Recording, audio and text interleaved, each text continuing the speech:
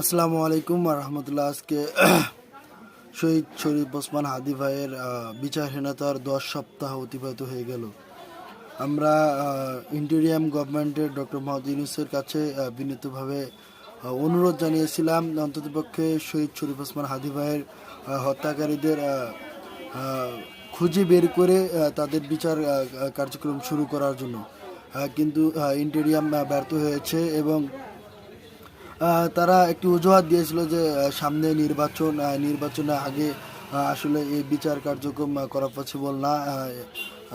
নানা রকম সমস্যা তারা মানে দেখিয়েছিল। গত 12 ফেব্রুয়ারি ত্রয়োদশ জাতীয় সংসদ নির্বাচনে বাংলাদেশ জাতীয়তাবাদী দল বিএনপির নেতৃত্বাধীন জোট 2/3 মেজরিটি পেয়ে সরকার গঠন করে। আমরা বিএনপি জোট সরকারকে বিনীতভাবে আহ্বান করব অন্ততপক্ষে আপনারা হাদি হত্যার বিচারটা আমলে নেন। হাদি হচ্ছে জুলাই বিপ্লবের অগ্রনায়ক। জুলাই অভ্যুত্থানের প্রথম সারির সম্মুখ যোদ্ধা। আসলে যদি আমরা হাদি হত্যার বিচার করতে না পারি তাহলে যুগে যুগে কালে কালে এদেশে আর হাদিরা জন্মাবে না। অতএব ন্যায় বিচারের স্বার্থে এবং ইনসাফ প্রতিষ্ঠার স্বার্থে হাদি হত্যার বিচার হওয়া উচিত।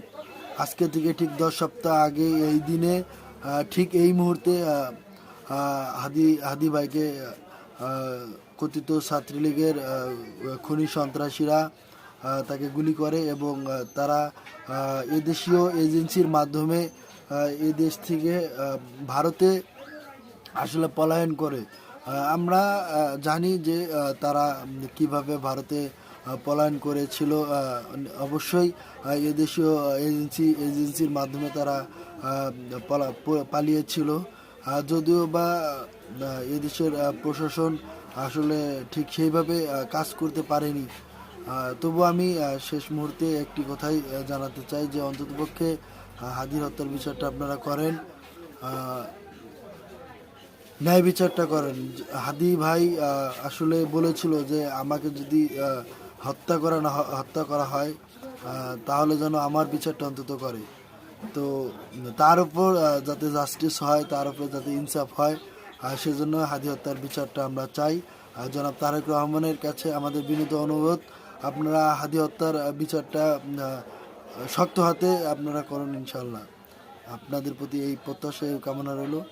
আসসালামু আলাইকুম ওয়া রাহমাতুল্লাহ।